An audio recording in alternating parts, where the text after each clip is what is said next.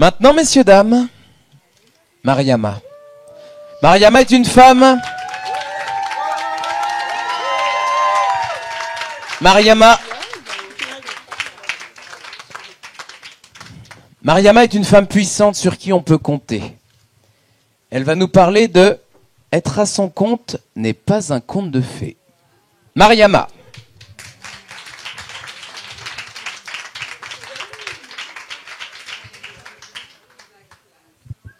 Oh, merci. Bonsoir.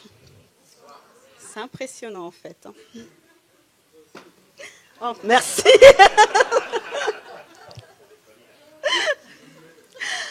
Alors, est-ce que dans cette salle, il y a des entrepreneurs? Ah oui, quand même. Est-ce que dans cette salle, il y a des personnes qui souhaitent devenir entrepreneurs? Ok. Alors, moi, aujourd'hui, je suis là pour vous parler d'entrepreneuriat et vous faire gagner, je l'espère, 4 années. 4 ou 5 années. Donc, prenez des notes. Parce que je vais vous conter l'histoire de Mariama, l'introvertie, à la quête du Graal de l'entrepreneuse à succès. Je vous plante le décor. Donc, Mariama était une jeune femme gentille, toujours là pour les autres, ouverte, curieuse, on va dire, mais introvertie, comme vous l'avez compris. Elle travaillait, avait vraiment un travail qui se passait bien, des collègues qui l'appréciaient, et d'ailleurs, elle était même la psy de tout le monde, même de sa hiérarchie, ce qui était parfois un peu embêtant, mais bon. Extérieurement, Mariama était la personne sur laquelle on pouvait compter et qui était toujours là pour ça. Vous pouviez l'appeler à n'importe quelle heure, elle répondait. Par contre, intérieurement, oh my God, un bordel sans nom.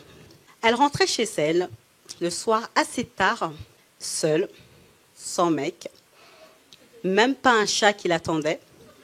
D'ailleurs, elle aimait faire les chats. Donc voilà. Ses seuls amis, c'était une bouteille de coca, des chips Lay's et du brie. Les 3 ensemble, c'est orgasmique. Vous devriez vraiment essayer, hein. Franchement, c'est orgasmique. Bon, ça tangue et je tremble, donc désolée. Ben, je peux pas plus. Hein. Richard me dit écarte, mais je peux pas plus. Moi,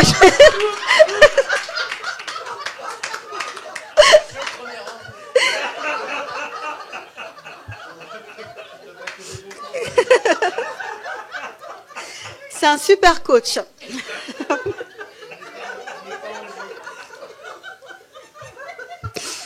Merci, ça a aidé à faire passer le trac. Donc, je disais, orgasmique. Puis, elle se mettait devant une série et elle se laissait porter par l'histoire. Parce que ce qu'il faut savoir, c'est que Mariama rêvait beaucoup sa vie. Elle était beaucoup dans sa tête, en fait. Et elle avait aussi ce problème, c'est qu'elle était assez flemmarde quand il s'agissait de prendre des décisions pour elle. Pour les autres, il n'y avait pas de souci, mais quand il s'agissait d'elle, il n'y avait plus personne. Un jour pourtant, dans un accès de lucidité entre 2 gorgées de coca, elle prit cette décision qui allait changer sa vie. Elle allait devenir une entrepreneuse. Elle allait tenir la promesse qu'elle s'était faite enfant et partir à l'aventure.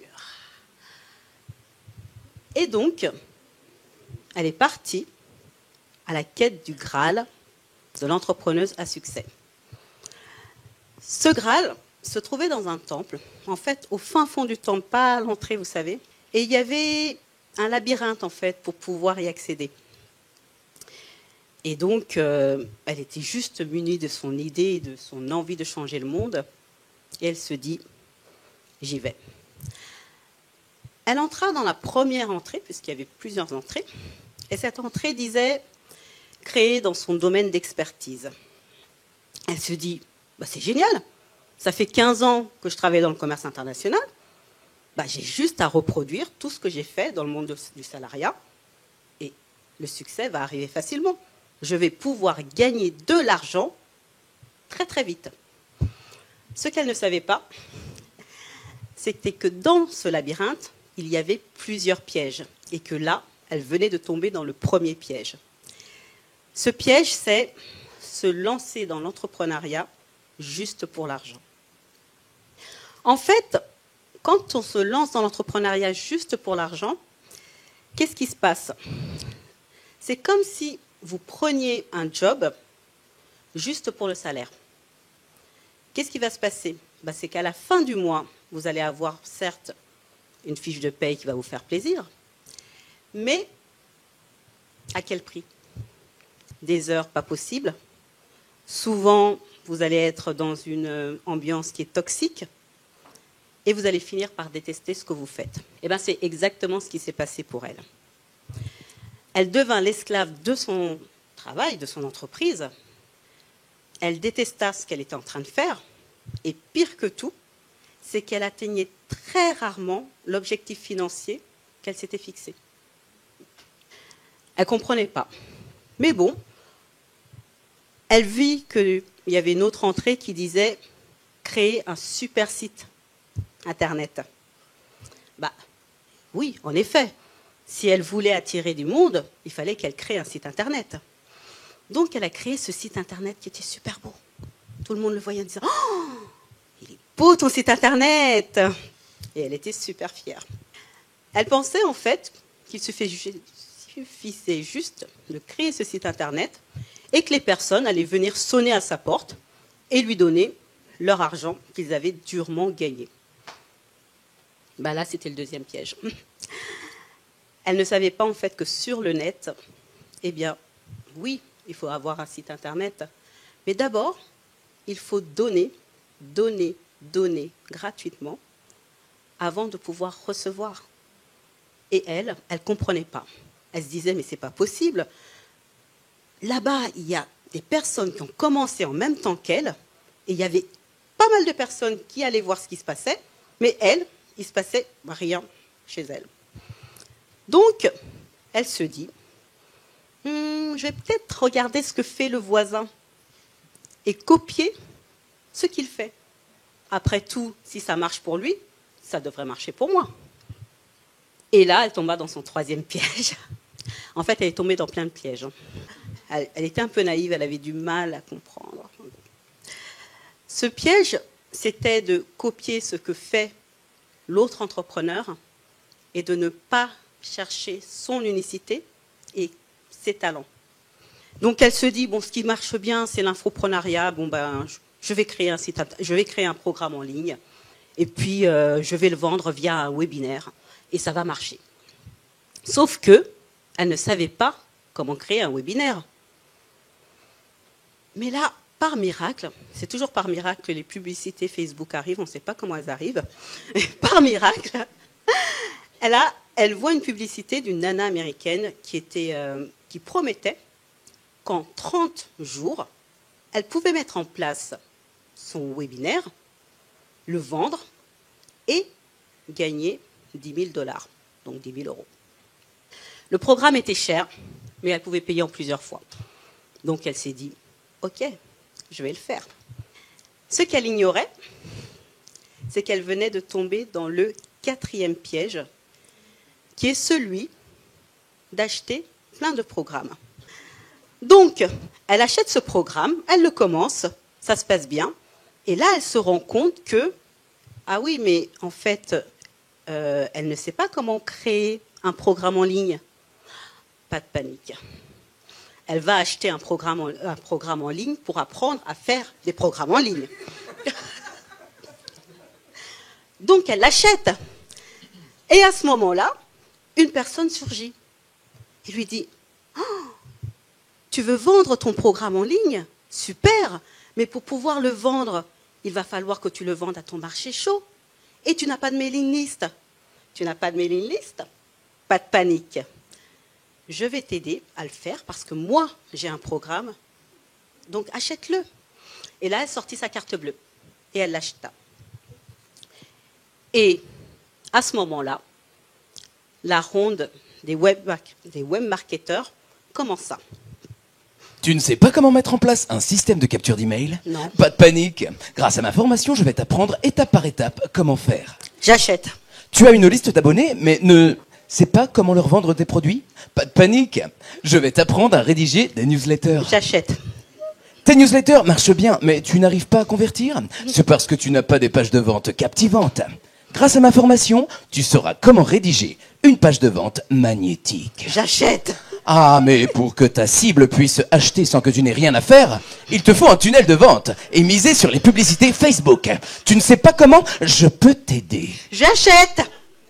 Et là, elle s'est retrouvée avec une tonne de programmes en ligne sur les bras. Et bien évidemment, elle n'est pas allée au bout de tous ces programmes. En fait, elle s'est laissée déborder par le temps. Elle s'est laissée éparpiller. Et là, elle est tombée donc dans son 5e piège. Le 5e piège, c'est que lorsqu'on est à son compte, on peut gérer son temps comme on le souhaite. On peut se réveiller à l'heure que l'on veut. On ne gère pas ses priorités. Comme on est à la maison, les amis pensent que on est devant les feux de l'amour.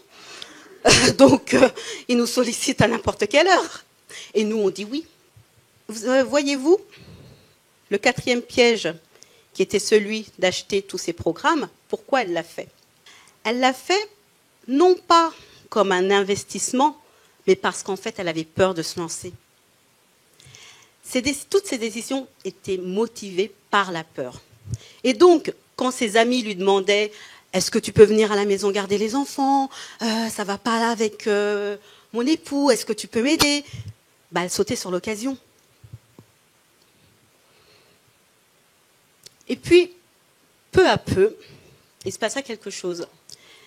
C'est que malgré tous les investissements qu'elle avait faits, malgré toutes les lectures de livres sur le développement personnel qu'elle avait lus, le mindset de l'entrepreneur, elle n'y arrivait pas. Elle ne comprenait pas pourquoi ça ne marchait pas pour elle, alors que ça marchait pour les autres. Elle n'était pas plus bête que les autres entrepreneurs.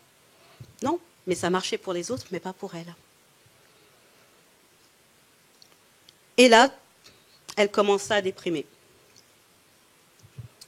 Vraiment déprimer. Et à se mettre à ne plus vouloir sortir.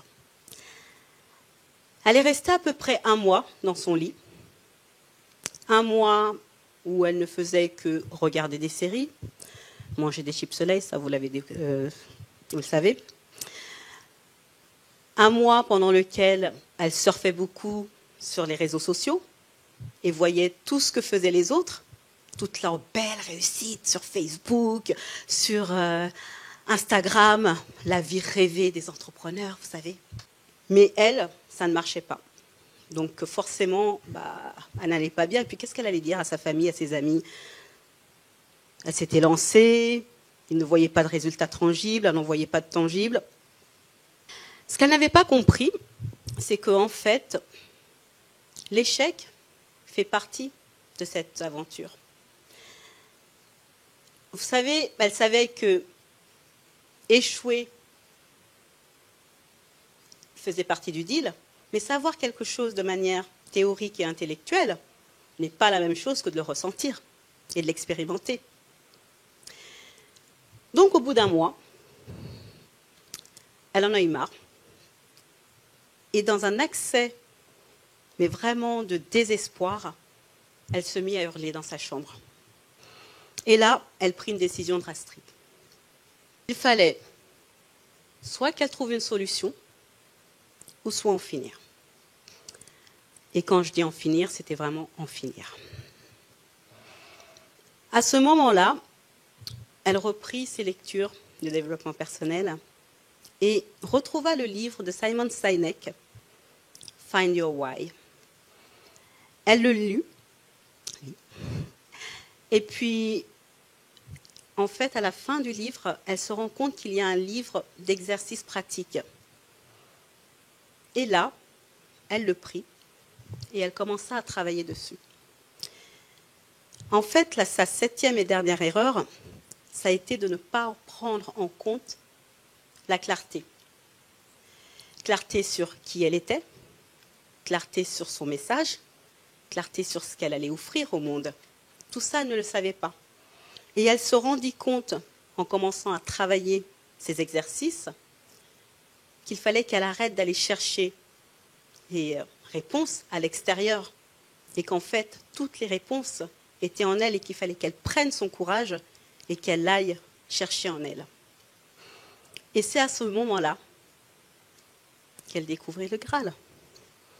En fait, il suffisait juste de prendre de la hauteur pour pouvoir en fait trouver ce Graal. Donc elle le prit, elle le saisit, et elle se rendit compte qu'il y avait 7 joyaux. 7 joyaux. Le premier, c'est la clarté. Comme je vous l'ai dit, si elle s'était vraiment posée au tout début de son aventure et qu'elle avait travaillé la clarté, elle se serait évité pas mal d'années de galère. Parce que ce soit dans l'entrepreneuriat ou que ce soit dans la vie, si on n'est pas au clair avec ce que l'on veut, tout est 10 000 fois plus pénible. Vous allez galérer dans tout. Que ce soit sur votre message, les gens ne vont pas comprendre ce que vous voulez offrir et vous ne serez pas aligné. Le deuxième joyau, c'est le temps. Donc, comme je vous l'ai dit, quand on est à son compte, c'est génial parce qu'on est son propre patron. Donc, on peut gérer son temps. Mais pour pouvoir gérer son temps, il faut être au clair avec ses objectifs. C'est pour ça que tout découle de la clarté. Et quand on sait gérer son temps, on sait gérer sa vie parce qu'on sait gérer ses priorités. Le troisième joyau, c'est la visibilité. Quand on accepte ou quand on prend la décision de devenir un entrepreneur, ça veut dire qu'il va falloir se montrer. Et il va falloir également accepter de montrer sa part de vulnérabilité. Parce que quand on est vulnérable, c'est à ce moment-là que l'on peut avoir de la connexion avec les autres. Le quatrième point, c'est la bienveillance envers soi-même. Il y a des moments où vous allez être au top, des moments où vous allez être vraiment pas bien.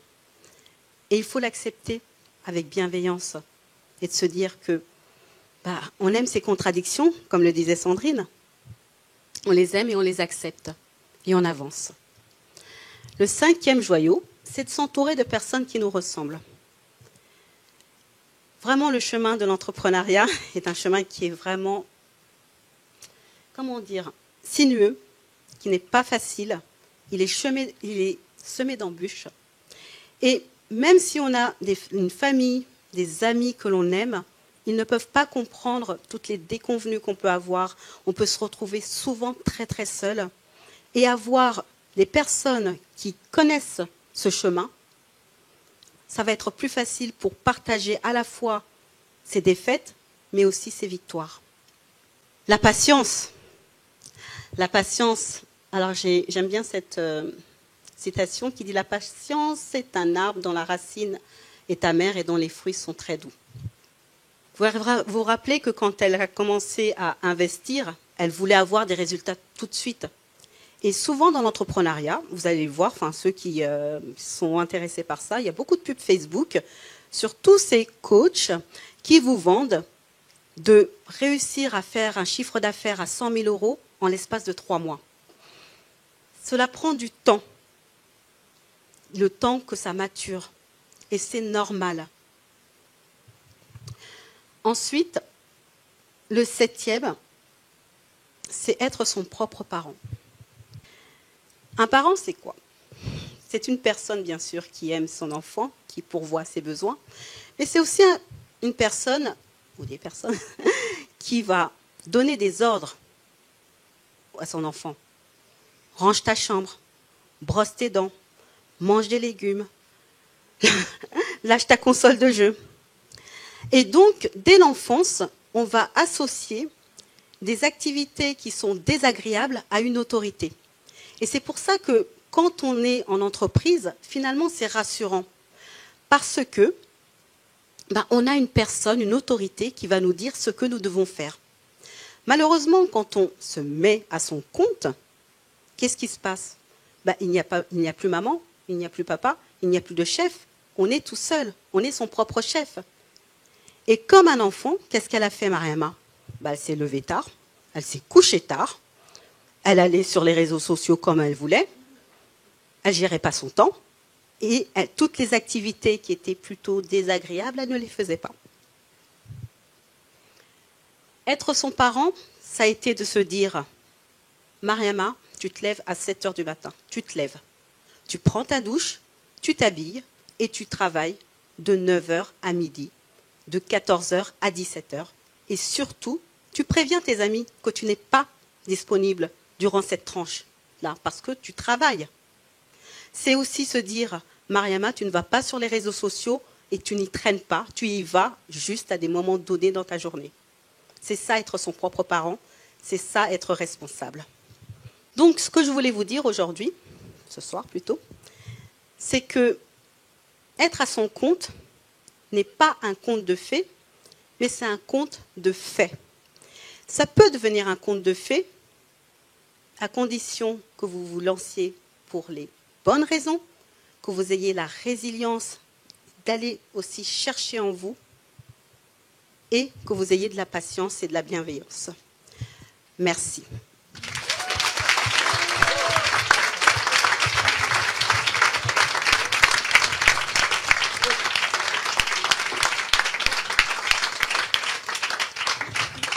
Merci Mariama, bravo.